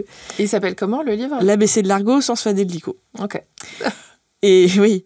Et qui parle aussi beaucoup d'histoire de Paris et tout ça, mais il est à ton nom, à Lola ou à Marcel ? Non, c'est Marcel Ratafia. Okay. Non, là, j'avais décidé pour mon premier livre de garder ça. Et en fait, je me souviens d'avoir déchanté quand l'attachée de presse à l'époque, qui est quand même bien déprimée, m'avait dit mais ça marchera jamais votre truc, parce que personne n'en voudra jamais. Et j'avais dit ouais, j'en sais rien. Peut-être pas tort la vieille, mais j'en sais rien. Et en fait, le truc rigolo, c'est que enfin non, c'est pas rigolo pour elle. Elle est partie en burn-out. Elle a été remplacée par son assistante qui a adoré le livre. Et ça a été mon premier coup de chance, c'est-à-dire qu'elle a dit, je suis sûre qu'on peut faire quelque chose avec ça. Et ça a été une suite d'événements, mais alors aussi chanceux que chanceux, c'est-à-dire le cul bordé de nouilles, tu vois un peu l'expression, c'était ça. Je vais dans la cave d'un pote où sa meuf a une copine très, très sympa qui me dit ah mais moi en fait je suis programmatrice pour 28 minutes. Et elle me dit j'ai une chute la semaine prochaine, j'avais mon livre à la main et là elle me dit bah écoute je m'en fous, je vais faire en sorte de t'inviter. Mais non. Si, mais j'étais pas sûre, c'était pas garanti, mais il se trouve que 2 jours après je fais une interview à la radio. C'était, je crois, Le Fou du Roi ou un truc comme ça. C'était Stéphane Bern qui parle du livre. Et là, à côté de lui, il y a Claire Kame qui dit « Mais ce livre a l'air génial, je l'adore, je le veux, il est trop beau. » Donc, Claire Kame, je ne sais pas où tu es, mais merci. Merci Claire Kame. Car après, c'est France 2 qui m'a appelée pour le JT. Ah ouais, et donc, le même jour, je suis passée dans 28 minutes, qui était ma première télé, et le JT de France 2, première sur Amazon. Mais oui, non. Mais si. Et surtout, je pose le pied hors du studio à 28 minutes, première télé. La productrice me dit j'aimerais que vous passer le casting pour être chroniqueuse temporaire pour les vacances à 28 minutes. Incroyable. Et moi je me disais c'est toujours comme ça quand on fait un livre. non mais c'est ça, et c'est rare qu'on demande à une invitée tout d'un coup de passer un casting pour être bien chroniqueur. Sûr. Mais en fait c'est-à-dire il s'est passé un truc assez fou. Je pense qu'il y avait ce côté argot avec quelqu'un qui était jeune, avec un look rétro, et en fait moi c'est vrai que je l'ai poussé au max ce personnage de Marcel Ratafia qui était pas tout à fait moi. Tu l'as poussé consciemment ? Sans doute pas, mais j'en ai fait des kilos, je pense, parce que c'était amusant. Ouais. Et c'était marrant de voir... Alors moi, j'étais habillée années 40, j'avais vraiment un look très rétro, mais en même temps, je disais des conneries, je disais des trucs pour faire rigoler. Et donc là, vraiment, je crois que c'était le lendemain, il y a quelqu'un de Canal+, qui m'appelle, qui me dit « Est-ce que vous voulez faire de la télé ?» Ah ouais. Ah ouais, non, je te jure, c'était la semaine je me souviens, c'était le soir des Césars où Tahar Rahim avait eu 2 Césars et j'avais fait un montage où j'avais 2 Césars. Les planètes étaient alignées. Les planètes, ah ouais, là c'était fou. C'était la success story. Et en fait, qu'est-ce qui a merdé ? Oui, parce que est-ce que t'es devenue chroniqueuse ? Non, tu vois bien. Qu'est-ce qui a merdé ? J'ai passé le casting, c'était sur le jambon beurre. On m'a dit, j'ai fait quelques blagues malheureusement, je pouvais pas m'en empêcher. On m'a dit, on n'est pas chez Canal ici. Ah. Et donc j'ai passé le casting Canal+. Et là, je passe sur les tontons flingueurs. Ça se passe très bien, mais pas de nouvelles pendant 1 an. 1 an. Et là, j'ai eu un petit coup de mou. Juste après, je me suis dit, alors tout ça pour ça. Et ça fait beaucoup d'un coup, et puis finalement, ouais. Mais en fait, ce livre, il reste une référence. C'est-à-dire que, pour une raison que j'ignore, quand tu tapes Argot, tu dois tomber dessus parce qu'il n'y a pas eu de livre de référence Et en fait, il y a eu plein d'émissions. Je suis passée à France 3, je suis passée à la radio. Dès qu'on parle de l'argot, c'est ton livre. Là, par exemple, il est sorti il y a 8 ans. Je vais passer dans une émission avec Stéphane Bern et Laurent Dodge sur l'argot parce que... Enfin, voilà. Personne d'autre n'a jamais écrit depuis ou avant ? Si, certainement. Mais pour un petit livre qui était de femmes inconnues au bataillon, c'est vrai que c'était fort. Et donc, après, il y en a eu 2 autres. Il y a eu l'ABC de la mode qui a été... j'ai passé 1 an dessus, ça a été un enfer sur Terre. Vraiment... Ah ouais ? Ouais, c'était énormément de boulot. En plus, moi, j'y mettais pas mal de choses politiques que je voulais expliquer par l'histoire. On s'entendait pas trop à l'époque avec l'illustratrice qui était aussi ma meilleure pote. Je veux dire, il y a commencé à avoir des dissensions. C'était pas la même que pour l'ABC de l'Argot ? Si, on a fait 3 livres ensemble. Okay. Et on a fait aussi l'ABC du foot. Et là, tu te dis, mais pourquoi Eh bien parce que... Parce qu'on n'a pas parlé du foot depuis ton enfance. On n'en a pas parlé. Alors si, je peux en parler parce que c'est vrai que comme beaucoup d'autres femmes, j'ai remarqué que le terrain de foot, je n'y ai jamais joué parce que les femmes n'étaient pas bienvenues. Moi, on m'a jamais prise dans une équipe de foot. Et finalement, je me suis dit, j'avais envie de me payer un peu la fiole de ce milieu qui est à la fois attachant, parfois ridicule, souvent rigolo. Et j'avais proposé ça parce que c'était la Coupe du Monde, mais finalement j'ai dû le faire en 2 mois sans rien connaître du foot. Ah ouais. Et en découvrant qu'il y avait SoFoot, donc je me suis dit va falloir que je fasse autre chose. Mais c'est-à-dire que j'ai tellement travaillé sur une courte période que j'ai rien de précis, mais je me souviens par exemple de noms, Robin van Persie, George Best, enfin des gens comme ça, Johan Cruyff, où je me souviens que Maradona est né à l'anus et j'avais dit le type de l'anus l'a eu dans le fion. Je me souviens de ce genre de blague, ou je me souviens de Makelele dont son nom veut dire silencieux en lingala. Enfin tu vois des trucs qui sont dans le livre. Dieu merci, je ne le lis pas tous les jours, mais Et donc c'est vraiment par curiosité que tu l'as écrit, quoi. Et ça, voilà, si le père Castor peut donner un petit conseil, erreur de faire un sujet. Il vaut mieux être vraiment quand même pourquoi erreur ? Parce attaché. qu'au final, tu l'as fait en 2 mois. Au final, je l'ai fait. Mais alors moi, je crois que je fais partie des gens qui ne procrastinent pas, mais qui ne réfléchissent pas non plus. Oui, mais parfois, justement, ça peut être bien, quoi. Ouais, non, mais c'est sûr. En fait, pour moi, à partir du moment où j'ai signé un truc, il faut que ce soit terminé. Ouais. Et la mode, ça a été terrible parce que les musées l'ont acheté. Les gens du milieu l'adoraient. Je suis passée chez Tadei. Je veux dire, il y avait quand même un engouement sur ce livre, mais mon éditrice était très déçue parce qu'elle voulait quelque chose, une histoire de la mode finalement...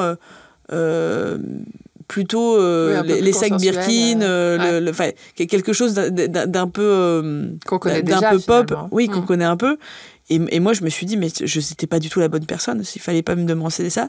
Et là ça a été une cassure. Ça a été une cassure parce que j'ai eu le cœur assez brisé d'avoir tellement travaillé, d'avoir eu des remarques qui m'ont fait remettre en question, qui m'ont fait beaucoup de peine. Et c'est à peu près à ce moment-là que j'ai été rappelée par Canal+, qui montait une émission pour Polar+, qui était une chaîne satellite, avec un type génial. Je dis son nom parce que je l'adore. Il s'appelle Pierre Pochard. Pierre Pochard a plein d'idées, et notamment, il voulait me faire une pastille sur l'argot du polar, ce que j'ai fait pendant 1 an et demi, qui s'appelait Merci Marcel. Et donc finalement la télé est arrivée et j'ai gardé de grands copains de cette période-là parce que je me suis amusée, et en plus j'ai raccroché les wagons avec le cinéma. J'avais accès à tout le catalogue Canal+, quand même, pour mettre des petits morceaux de films dans mes pastilles, et là je me suis donné à cœur joie. Et j'avais aussi les costumes de Groland. Il y avait 2 étages à l'époque de costumes de Groland, et donc j'ai demandé un poulet en plastique, un costume de Zizi. J'ai porté le costume de la mort que porte Poulvord dans un sketch. Je sais pas si tu vois le sketch. Oui. Non, mais incroyable. Ouais, ils avaient du matos. C'est génial. Et puis ça allie tout, le polar, l'argot. Ouais, exactement. Et si ça avait pu durer, malheureusement. On avait fait 2 saisons, mais finalement, Bolloré voulait plus d'édito sur cette chaîne-là, donc ça s'est arrêté. Et qu'est-ce qui s'est passé après ? Eh bien, le Covid. Ah oui, parce que... connais pas. Ouais, jamais entendu parler. Le Covid, finalement, a mis un peu... pas le holà à mes ambitions, mais comme j'avais toujours pas d'ambition, je vivotais je travaillais dans les études de marché, en fait. Et ça, c'est un drôle de boulot, parce que ça a commencé quand même où moi, j'étais cliente bidon. J'avais une voiture, j'avais des enfants, j'avais des réunions de consommateurs. Pour arrondir mes fins de mois, je faisais des réunions de consommateurs. Et un jour, il y a un mec qui était en galère de preneur de notes et il m'a dit, est-ce que tu peux prendre les notes ? Est-ce que tu peux rester 3 heures de plus ? Tu prends les notes, je te paye. Mais il y a qu'à toi que ça arrive, cette chose-là, c'est dingue. Et donc, j'ai commencé à prendre les notes d'abord à la main. Et en fait, je suis devenue la reine des tapeuses à la machine. J'ai devenu leur dactylo, quoi. Non, mais en fait, je faisais ça, j'étais très demandée, je faisais ça pour plein de gens. J'avais une vitesse j'avais en plus tout un système intelligent de macros où je faisais 2 lettres et ça faisait une phrase, etc. Et ça, je l'ai fait vraiment intensément jusqu'à ce qu'un jour, je suis montée en grade parce que quelqu'un m'a dit « Est-ce que tu crois que tu pourrais prendre en charge une mission avec des réunions de consommateurs et puis tu nous fais aussi tu fais tout, le rapport, le questionnaire. Je ne savais pas me servir de PowerPoint. Tout était en anglais. J'ai passé 2 mois à stresser du cul. Mais t'as dit oui ? J'ai dit oui. Ah oui, non, j'ai dit oui. Non, mais je voulais quand même... je me disais... En plus, c'était bien... Enfin, pour moi, c'était super bien payé. Enfin, j'étais payé 500 balles la journée. Enfin, je me disais... c'est ouf. Je veux faire ça. Et donc, j'ai fait ça pendant des années. Et j'ai été après formée par des gens... Et oui, incroyable. Formé par des gens très, très intelligents, très cultivés, qui avaient été à l'époque formés par la Sorgem. La Sorgem qui avait pas du tout le côté école de commerce qu'on a beaucoup aujourd'hui, puisqu'on faisait du qualitatif. Et eux, c'était plutôt très ouvert, c'est-à-dire c'était des gens qui étaient à la fois érudits en histoire de l'art, en sociologie, et l'aspect sociologique m'a vraiment passionnée. Je trouvais ça hyper intéressant et malheureusement, avec le Covid, comme j'étais freelance, j'ai dû inventer quelque chose d'autre. Donc, ce qui m'a occupée, c'est que j'ai écrit 150 expressions de la cuisine avec Yves Candebord pour le Robert, qui m'avait appelé. Alors là, mais comment ? Et là, pas de bol, hein. Là, pas de bol, parce que on m'appelle, on me dit, on voudrait travailler avec vous. Vous allez travailler avec Alain Ray. Alain Ray est mort 3 jours après ce coup de fil. Donc, j'ai jamais bossé avec Alain Ray. Non, mais c'est ça la vie. C'est plein de bonnes joies, de déconvenues. Et à la fois, j'avais quand même pas trop de boulot. Et sur les réseaux sociaux, j'avais rencontré Sauce Gribiche, que tu connais peut-être. Et on était devenus un peu... Aussi culinaire, professeur d'espagnol... Et je le trouvais très rigolo, donc on s'envoyait des blagues, et un été, il m'avait dit, peut-être c'était 2021, je ne sais plus, c'était le Covid en tout cas, mais il y avait la réouverture, ils m'ont dit, ils ont besoin de plumes au fooding, est-ce que tu veux pas postuler ? Et là, il m'est arrivé un truc assez dingue, parce que beaucoup de restaurants étaient fermés. Il m'avait dit, il faut que tu ailles là, il faut que tu ailles là, et en fait, je pouvais pas, et il fallait que je fasse mon test. Et mon test, j'ai proposé un restaurant que j'aimais bien, qui était l'Oseille, avec le chef Pierre Lecoutre, que tu as peut-être été. Très bon. Très bon. Et j'étais là avec mon mec, et il faisait chaud, un peu comme aujourd'hui. Il y avait 2 personnes en terrasse, dont un mec qui braillait au téléphone, qui faisait un boucan, mais de tous les diables. Et à un moment donné, je vais le voir et je lui dis, mignon, s'il te plaît, tu peux baisser le volume. Et donc, en fait, il y avait 2 terrasses, et le serveur l'emmène sur une autre terrasse et il fait plus de bruit. Et après, le serveur revient et dit monsieur vous offre ce verre pour s'excuser. Oh. Je trouvais ça trop sympa. Ouais, grave. Et donc, je vais le voir pour le remercier. C'était Thierry Breton. C'est dingue. Le grand maître du pain. et chef de chez Michel, de Casimir, etc. Et il était avec une nana qui s'appelle Benjamin Fajot, qui est celle qui a créé Masterchef. Ah ouais. Et donc, les 2 étaient archi sympas. Finalement, on finit la bouffe ensemble avec le chef. Thierry Breton était... complètement, c'était la déraille. Hein. C'est génial. Il était bourré comme un marin brestois, vraiment.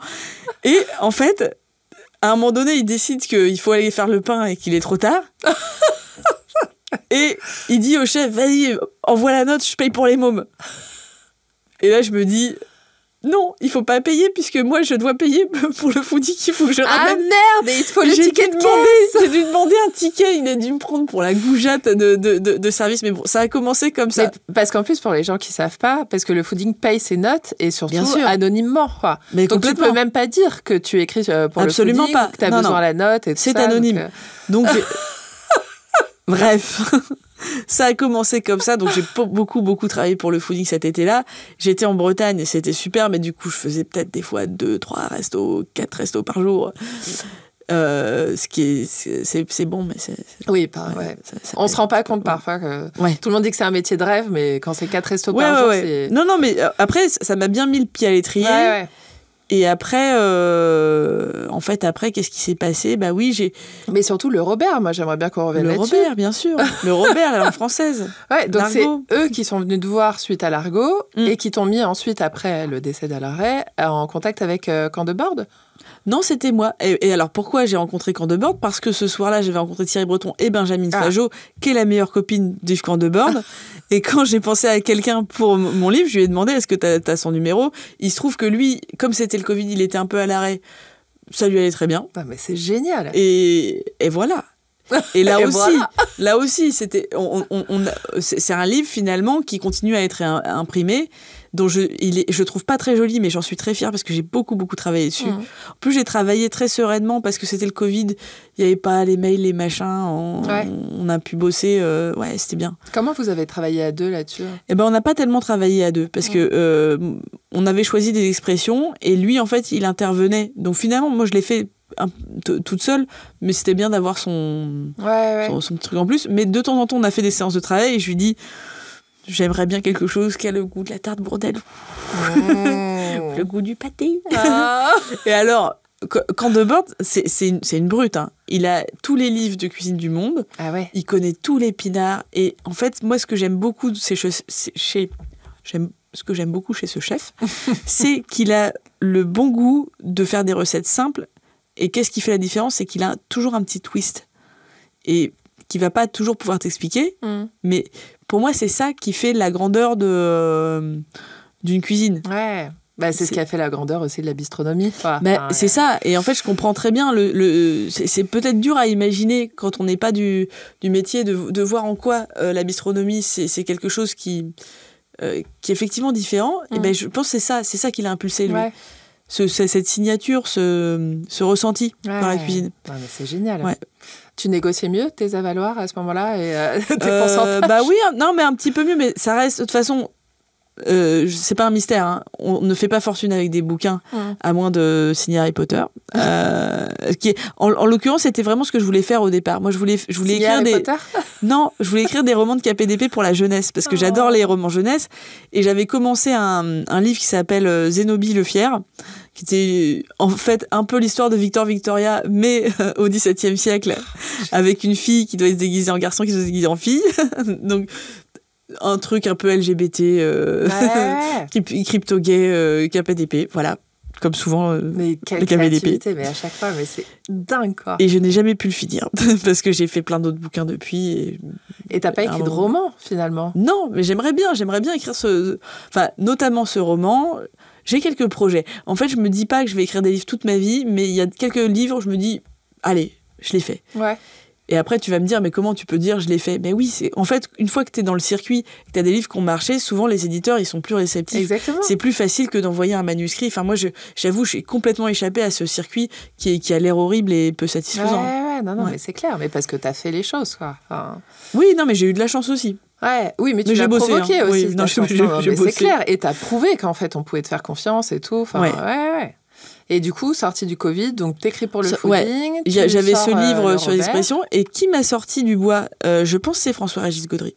Parce que c'était Ézéchiel, que j'avais rencontré parce que j'avais une copine de copine qui avait monté une cantine solidaire qui est très bonne d'ailleurs à Nantes, qui s'appelle Faire, qui avait commencé en même temps qu'Ézéchiel, je sais plus si c'était à l'Express ou quelque chose comme ça, m'avait dit tu devrais le rencontrer.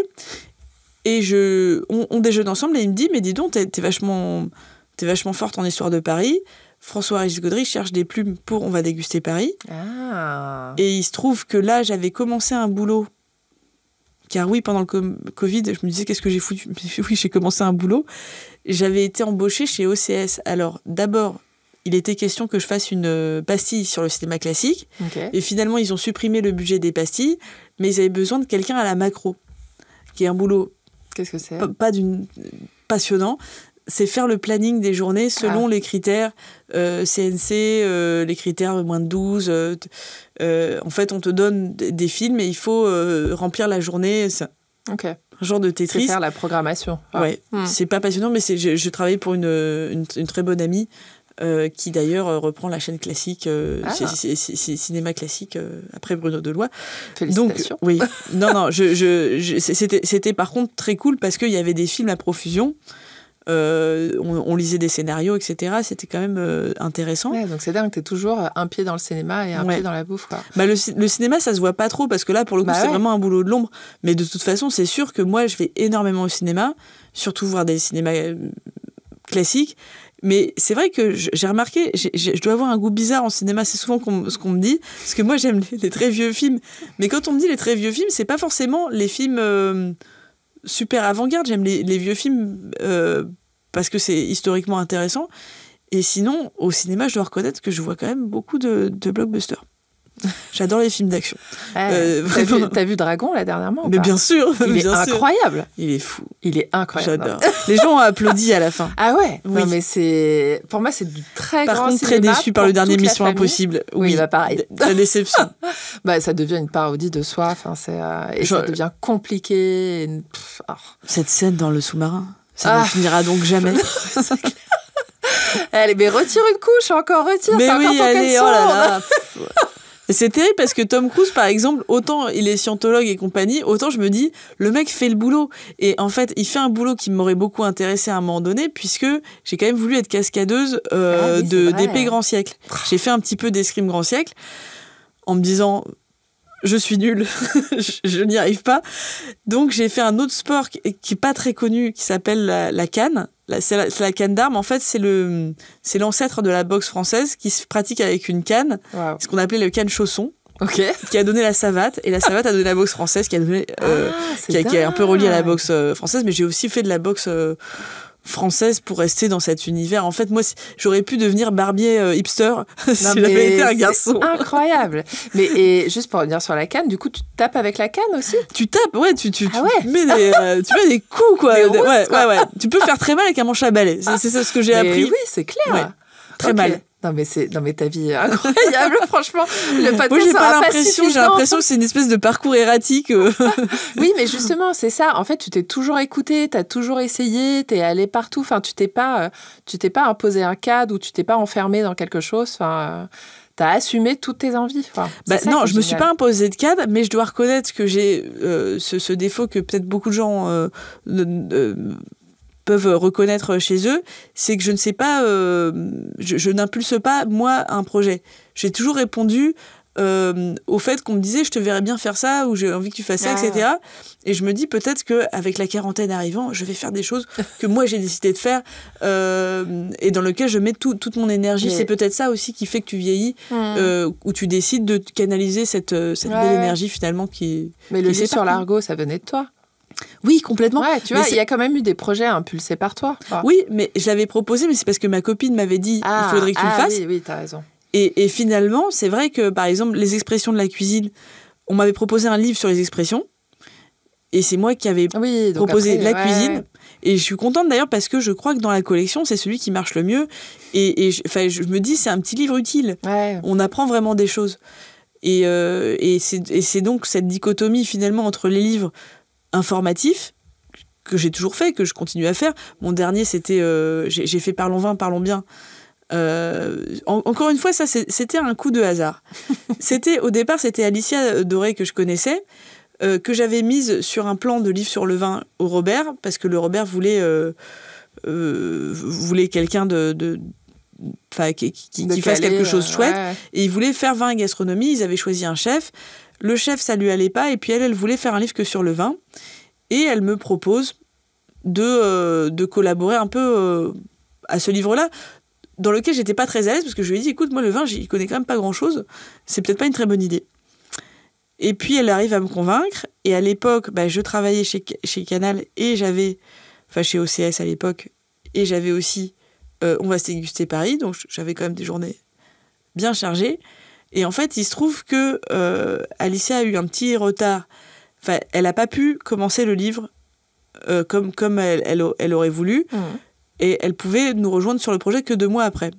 C'est-à-dire vraiment bien avancé. Et donc, ça a été tout à trac. Je suis devenue directrice d'ouvrage de ce livre sur un sujet que honnêtement, je ne maîtrisais quand même pas terrible. T'as aussi fait un livre sur le foot, quoi.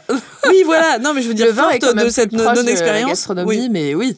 Oui, non, mais en fait, c'est-à-dire que du coup, le livre est assez personnel parce que je l'ai tiré vers tout ce que moi je voyais dans le vin, d'un point de vue extérieur, que ce soit l'histoire, que ce soit la gastronomie, que ce soit le vin du peuple, le vin de l'assassin. Toutes ces histoires de vin, j'avais envie de les raconter. Et finalement, j'ai travaillé avec Louise Piria, qui est une amie qui bossait chez Topito à l'époque, et avec lequel on a beaucoup, beaucoup travaillé sur ce livre, qui, franchement, quand on a vu le livre pas maquetté, on s'est dit, mais qui va lire un truc pareil? Qu'est-ce que c'est que ce machin? Et finalement, une fois maquetté, et en fait, je trouve le livre très joli. Contre toute attente, il a fonctionné. Et je me suis offert un luxe, c'est que j'ai fait une grande tournée de dédicaces. Alors, les grandes tournées de dédicaces, c'est beaucoup dire parce que je suis pas très connue. Donc, c'était un peu l'idée de faire des événements dans des caves. Et de rencontrer des gens, les lecteurs, ouais. quoi. Et ça a été génial. Oh. J'ai adoré ce milieu. J'ai commencé à écrire un peu pour le Figaro Vin. Avec toujours ces petites mains qui disaient non, je ne suis pas professionnelle, je ne sais pas ce que c'est, je ne sais même pas ce que c'est le vin.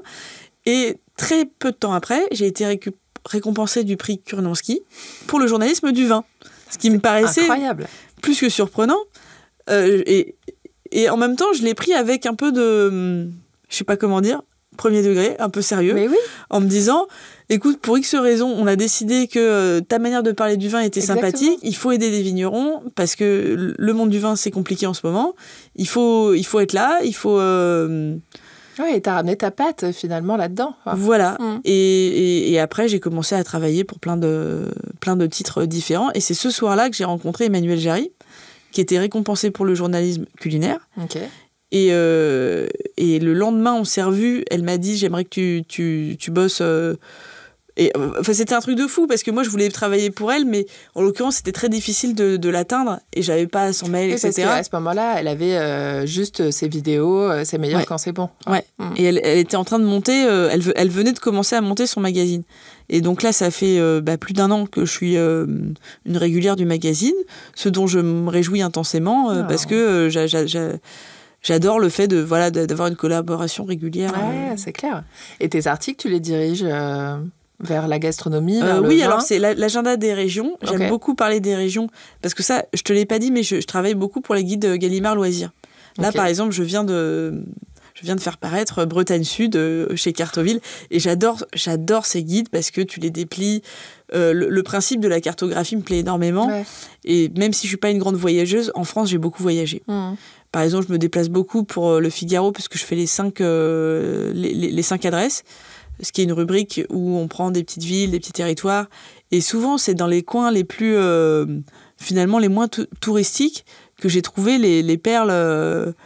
Et je pense que ça, c'est peut-être quelque chose qui est bien dans la vie, c'est d'arriver toujours à être surpris. Ouais, non, mais c'est génial. On a envie de ça. Quelle perle t'ont surprise, là À Loches.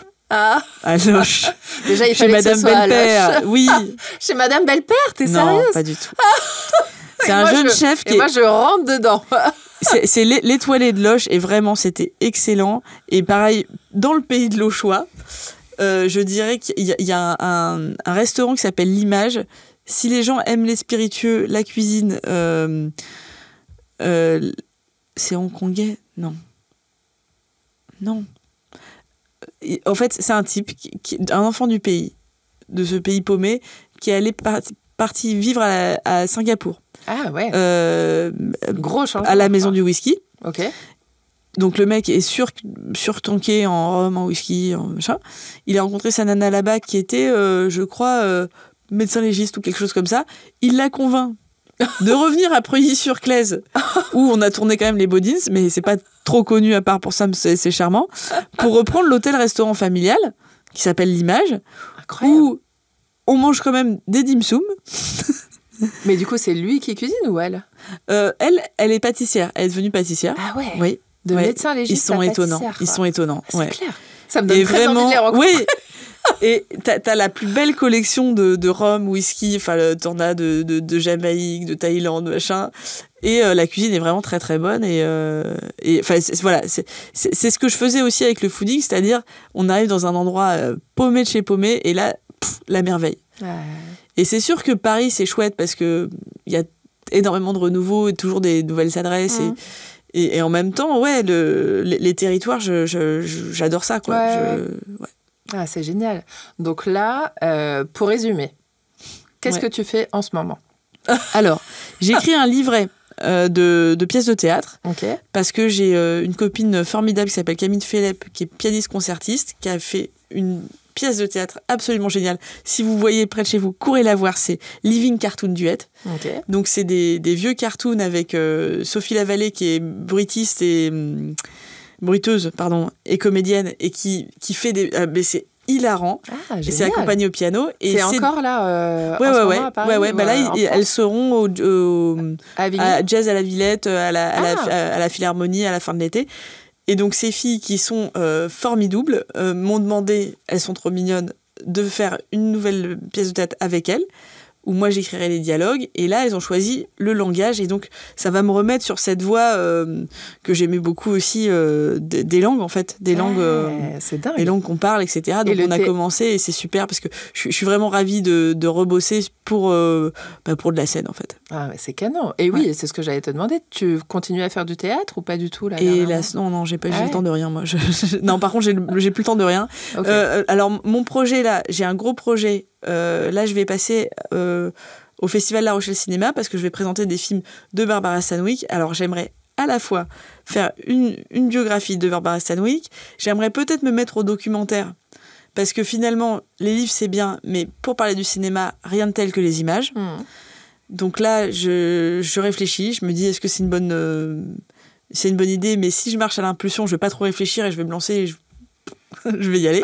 Mais j'aimerais toujours marcher, quoi. Oui, voilà. Non, mais voilà, j'aimerais beaucoup faire une série documentaire sur l'histoire des femmes au cinéma, décennie par décennie, de comprendre un moment ce qui a merdé pour qu'on ait cette représentation des femmes qui ne correspond pas à ce que nous, comme femmes, on aimerait ou on voudrait voir, et qui a été.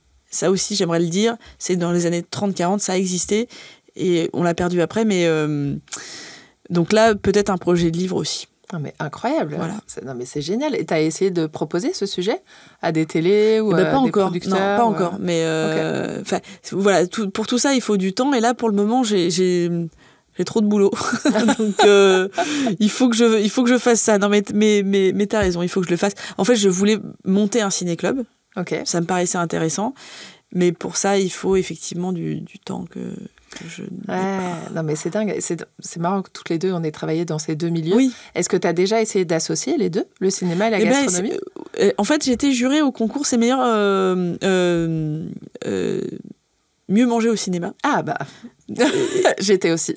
Ah, mais oui, toi, t'étais l'année d'avant. Oui. Ah oui, c'est ça, t'étais l'année d'avant. Et je trouvais que c'est toujours compliqué d'articuler les deux. Malheureusement, c'est dommage.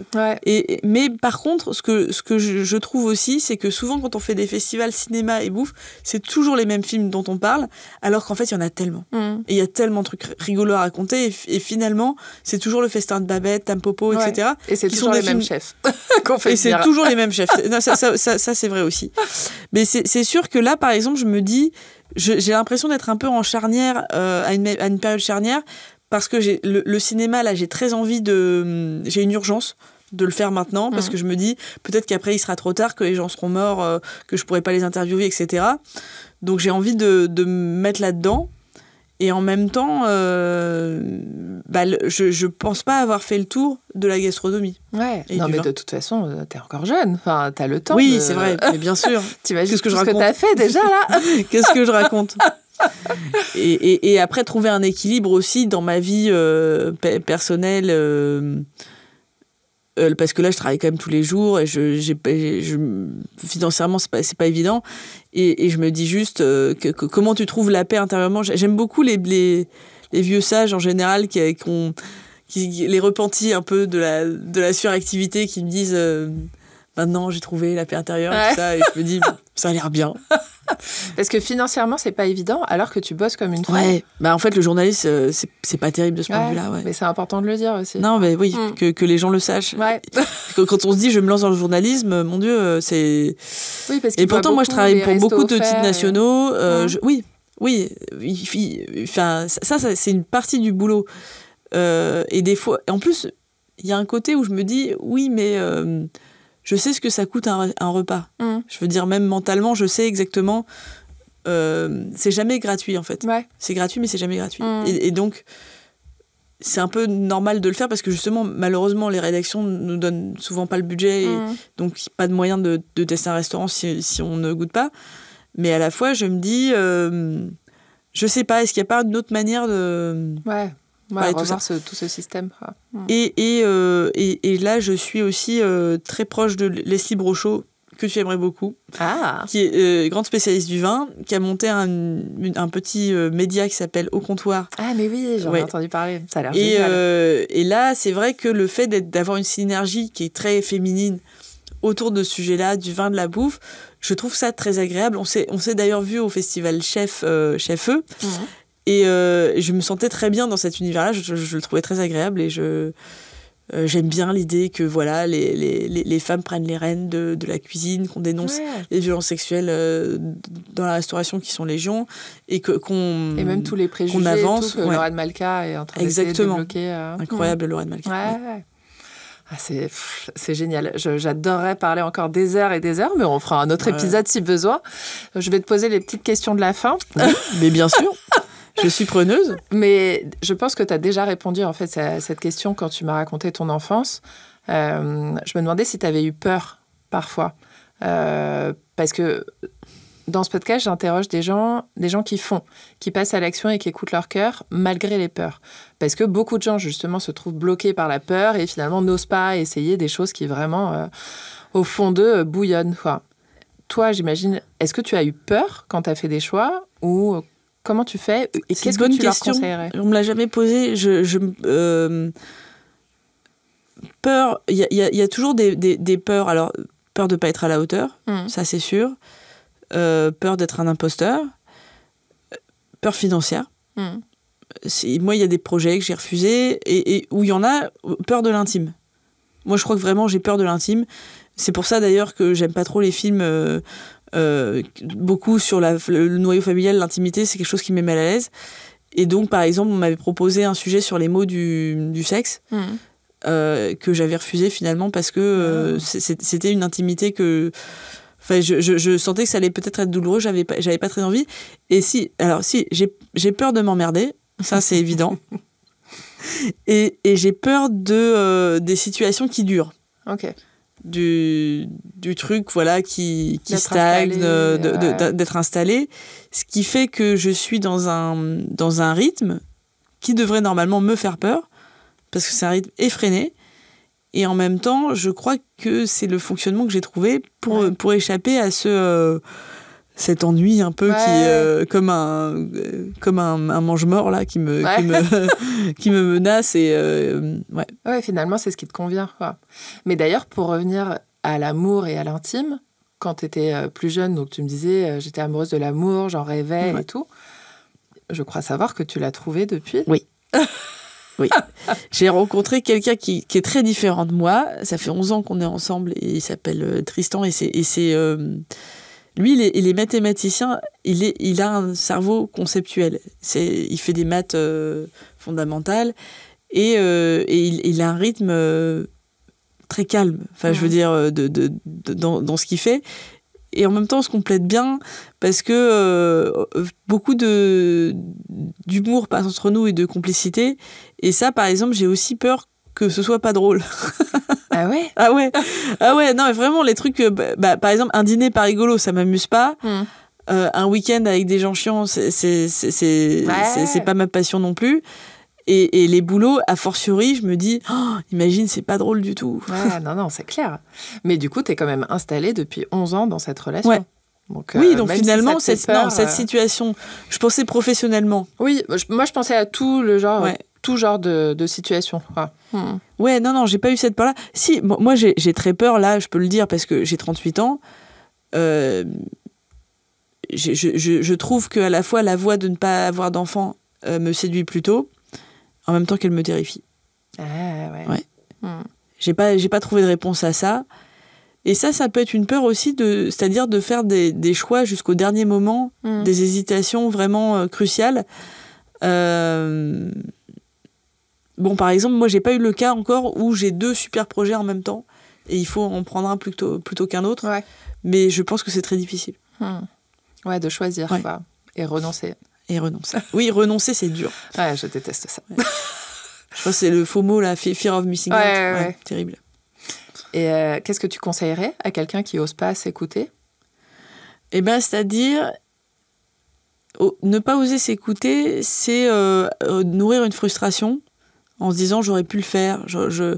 Et je dirais comme Patrick Bruel. J'ai hâte. Mieux vaut vivre avec des remords qu'avec des regrets. Alors essaye. Parce que je veux dire, au pire, qu'est-ce qui va se passer ? Enfin, c'est ça, je me dis, au pire, tout part en couille alors. Bon. Oui. Et so what, quoi. C'est vraiment ne pas oser essayer. Alors, il faut quand même différencier ne pas oser essayer et foncer tête brûlée. Parce que foncer tête brûlée, souvent, c'est pas non plus... la vie nous apprend qu'il y a un rythme quand même à avoir. Et je pense que, en tout cas, je crois que ce qui nous anime, le feu qui nous anime pour certains sujets, pour certains objets, est plus fort que nous. Et que finalement... on a beau retourner le truc dans tous les sens, on finira par le faire. Et c'est pour ça que j'aime beaucoup, moi, voir le parcours de gens qui se sont reconvertis et qui sont allés au mépris de la société, du pognon, de tout ça, dans des voies où personne ne les attendait. Et ça donne des gens très motivés. Ouais, c'est clair. Tu penses à quelqu'un en particulier ? Je pense à plein de gens, plein de gens, des fromagers, beaucoup. Ouais. C'est marrant. Non, mais vraiment, beaucoup de gens, par exemple, dans la vigne, qui n'étaient pas natifs de la vigne et qui se sont mis et qui sont passionnés pour ça. C'est génial. Ça m'a beaucoup inspiré, ce que tu viens de dire. Encore plus. Ah, d'accord. Super. Je suis ravie. Et qu'est-ce que tu aimerais que les gens disent de toi ? Que j'ai bon cœur. Parce que je sais pas si ça se voit ou si c'est pas toujours vrai, mais je sais que ça paraît bête, mais je pense que c'est important d'être profondément animé de bonnes intentions envers autrui. Ça veut pas dire être cucu ou lénifiant, mais ouais. Non, mais si ça peut te rassurer, je pense à toi. C'est vraiment gentil. Et ce côté touchant, oui. Merci. Et dernière question, promis. Qu'est-ce que tu dirais à Lola, la petite Lola de 10 ans, si elle était à côté de toi maintenant ?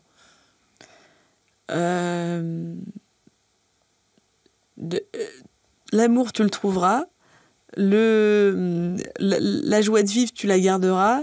La tristesse, tu vivras avec, et en même temps, c'est pas obligé de prendre le pas.